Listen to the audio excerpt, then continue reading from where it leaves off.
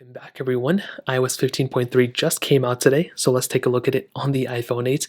Now this update was a pretty big sized update for sure. I wasn't expecting it to be this big. If you go into your About, you can see 15.3, but you can also go to Software Update and install the software update here. Now this update was a pretty big update for what it brought, I thought, personally. So if you go and click here, you can click here. Now, if you're coming from an older version of iOS, it's probably not going to be this big. If you're coming from iOS 15.2.1 or 15.2, it's probably going to be 700 something megabytes. That's what it was on my other iPhones. In this specific case, I was coming from an older one, so this one was 15.3. I don't know if it had to reinstall iOS 15 based on this release log. I was on a beta before, that probably was what happened. Now, 15.3 specifically brought a bug fix update that's pretty major.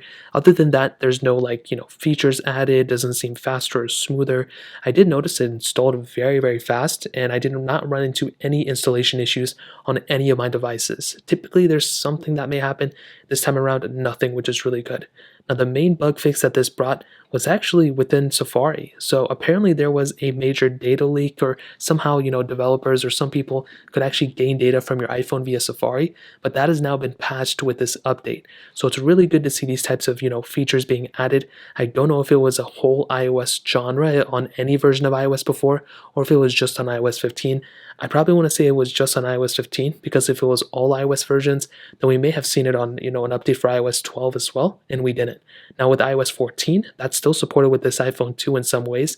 Unfortunately, Apple's not going to be supporting that anymore. But with iOS 15.3, like I mentioned, everything seems to be smoother. We'll have to give it a couple days to actually tell if it's actually much faster, much smoother, if it's, any other features added and everything. But ultimately, the question is, should you install iOS 15.3? And the question is, I think probably, if you're currently on iOS 14.8 or 14.8.1, it may make some sense to actually go and update your device to 15.3 if you want. However, I still think 14 is probably the better way to go in some ways.